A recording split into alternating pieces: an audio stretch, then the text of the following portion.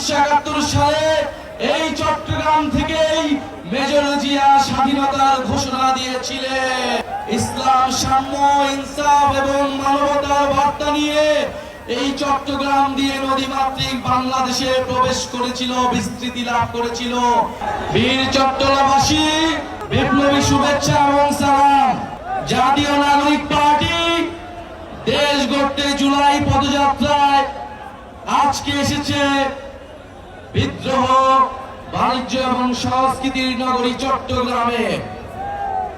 প্রিয় সংগ্রামী বন্ধুগণ, আমরা বলেছি ক্ষমতা নয়, জনতাই আমাদের বৈধতা। চট্টগ্রাম প্রমাণ করেছে চট্টগ্রামের জনগণই আমাদের বৈধতা। প্রিয় সংগ্রামী বন্ধুগণ, আমরা জানি চট্টগ্রাম আজকের নগরী নয়।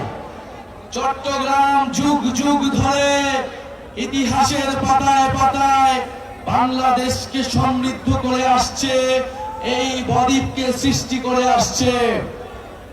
চট্টগ্রাম বিদ্রোহের নগরী, বারবার বিদ্রোহ হয়েছে। জুলাই গণঅভ্যুত্থানে চট্টগ্রাম সাহসী ভূমিকা রাখবে, এ আমাদের কাছে নতুন কিছু নয়। আমরা জানি চট্টগ্রামের সেই সিপাহী বিদ্রোহের কথা, হাবিলদার রজব আলী সাহসিকতার সাথে এইখানে সিপাহী বিদ্রোহের সূচনা ঘটিয়েছিল। আমরা জানি সূর্য সেন এবং প্রীতিলতার কথা। আমরা জানি 1971 সালে এই চট্টগ্রাম থেকেই মেজর জিয়া স্বাধীনতার ঘোষণা দিয়েছিলেন। এই চট্টগ্রামের কালুরঘাট থেকে এই স্বাধীনতার ঘোষণা এসেছিল। ফলে চট্টগ্রাম আমাদের স্বাধীনতার দুয়ার, আমাদের সার্বভৌমত্বের দুয়ার। প্রিয় সংগ্রামী বন্ধুগণ, এই চট্টগ্রাম নগরী দিয়ে, এই বন্দর দিয়ে আরব বণিকদের মাধ্যমে বাংলাদেশে ইসলাম ধর্ম প্রবেশ করেছিল। ইসলাম, সাম্য, ইনসাফ এবং মানবতার বার্তা নিয়ে এই চট্টগ্রাম দিয়ে নদীমাতৃক বাংলাদেশে প্রবেশ করেছিল, বিস্তৃতি লাভ করেছিল। ফলে চট্টগ্রামকে বলা হয় ইসলামের প্রবেশদ্বার, ইসলামের দরজা। আমরা এসেছি এই বারোয়াউলিয়ার চট্টগ্রামে।